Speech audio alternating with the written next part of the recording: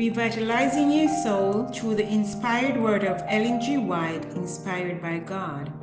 This is your Daily Manna, coming to you from Eden's Nutritious Streets. Beloved, I wish above all things that thou mayest prosper and be in health, even as thy soul prospereth. For January 9th, 2025.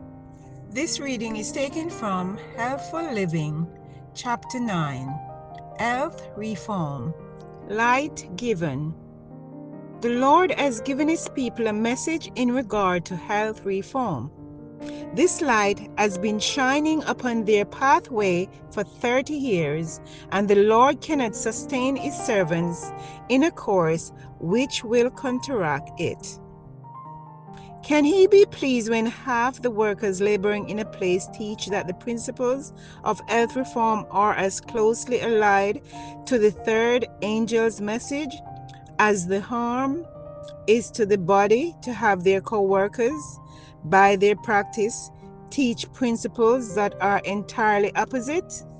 The light which God has given upon health reform cannot be trifled with without injury to those who attempt it, and no man can hope to succeed in the work of God while, by precept and example, he acts in opposition to the light which God has sent. No man, woman, or child who fails to use all the powers God has given him can retain his health. He cannot conscientiously keep the commandments of God.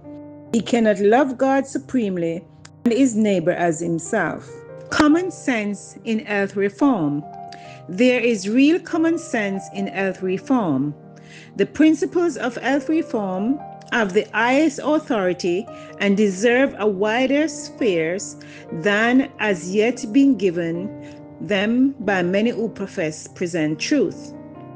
God's way is to make man something he is not.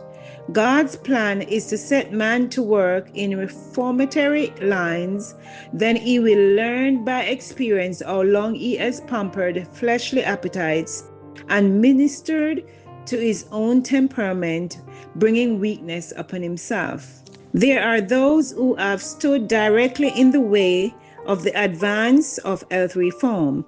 They have held the people back by their indifference or depreciatory remarks and their supposed pleasantries and jokes. Had all walked unitedly in the light from the time it was first given on the subject, there would have been an army of sensible arguments employed to vindicate the work of God. But it has only been by the most aggressive movements that any advance has been made. Duty of ministers.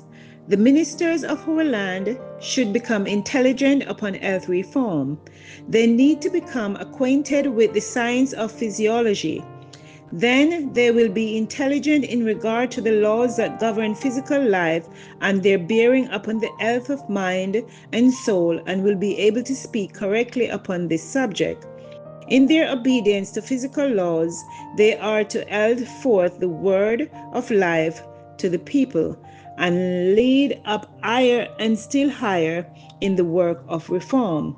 Blindness mingles with the want of moral courage to deny your appetite, to lift the cross, which means to take up the very duty that cut across the natural appetites and passion.